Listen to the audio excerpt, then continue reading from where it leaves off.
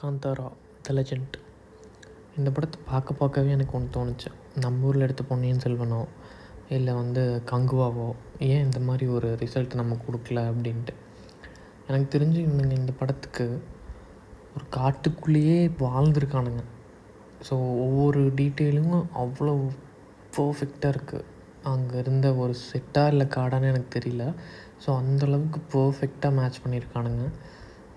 குதிரையாகட்டும், அந்த தேராகட்டும், interval Seenu, climax வேறு மாதிரி இருந்துச்சு படம். சின்ன சின்ன காமெடிஸ் இருக்கும், அதெல்லாம் இக்னோர் பண்ணிக்கலாம். கதை நார்மல் கதை தான். ஸோ இன்னும் எப்படின்னா ஒரு பார்டர் பிரச்சனை தான். ஸோ ஒரு ராஜாவுக்கும் ஒரு ட்ரைபல் பீப்புள்ஸ்க்கு இருக்கிற ஒரு பார்டர் பிரச்சனை தான். ஸோ அதை தாண்டி போனால் என்ன வரும், வார் தான் வரும். கிளைமேக்ஸ் வாரில் முடியுது. ஆனால் இந்த காந்தாரா அப்படிங்கிற ஒரு தெய்வீக சக்தி எப்படி ஹெல்ப் பண்ணுச்சு அப்படிங்கிறது ஒரு கோர் ஸ்டோரியாக இருக்கும். ஒரு முக்கால்வாசி படத்துக்கு அப்புறம் ஒரு ட்விஸ்ட் இருக்கும், அதுவே செம்மையாக இருக்கும். ஆனால் இந்த ரிஷப் ஷெட்டி மனசை என்னமா நினச்சிருக்கான் அப்படி வியந்துட்டு நான்லாம். இந்த படத்துக்கு இவனுக்கு நேஷ்னல் அவார்ட் கிடைக்கணும், இல்லை அப்படின்னா இந்த ஜூரிஸ்லாம் சும்மா காசு வாங்கிட்டு வேறு யாருக்கா கொடுக்குறாங்க அப்படிங்கிறத நினச்சிக்கணும்.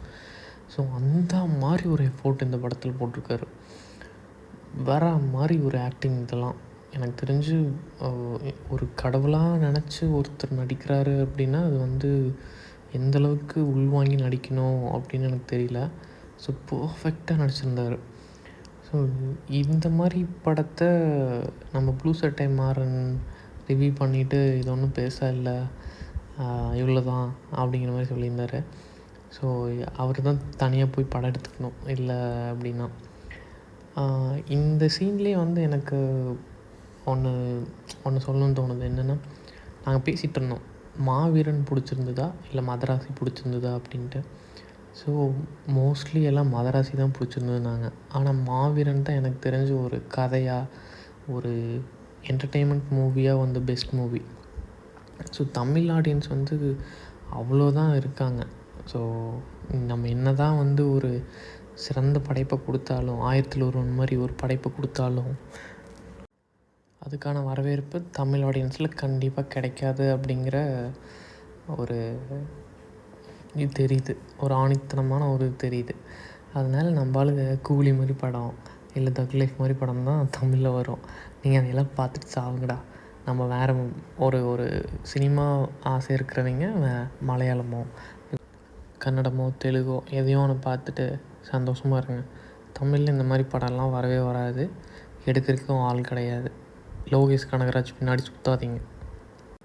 அவரெல்லாம் அந்த ஃபஸ்ட்டு படத்தோடையே அவர் ஒரு படத்துக்கான ஹோம்ஒர்க் பண்ணுறதை விட்டுட்டார் போல். அதனால் அவர்கிட்டலாம் எதிர்பார்க்க முடியாது நீ எதையும். ஸோ நம்ம ஆளுங்க ப்ராப்பராக ஹோம்ஒர்க் பண்ணி படம் எடுப்பாங்களான்னு எனக்கு தெரியாது. ஸோ இந்த மாதிரி படங்களை மிஸ் பண்ணாமல் போய் தேட்டரில் பாருங்கள். ஒரு நல்ல தியேட்டர் எக்ஸ்பீரியன்ஸ் கொடுக்கும் இந்த படம்லாம்.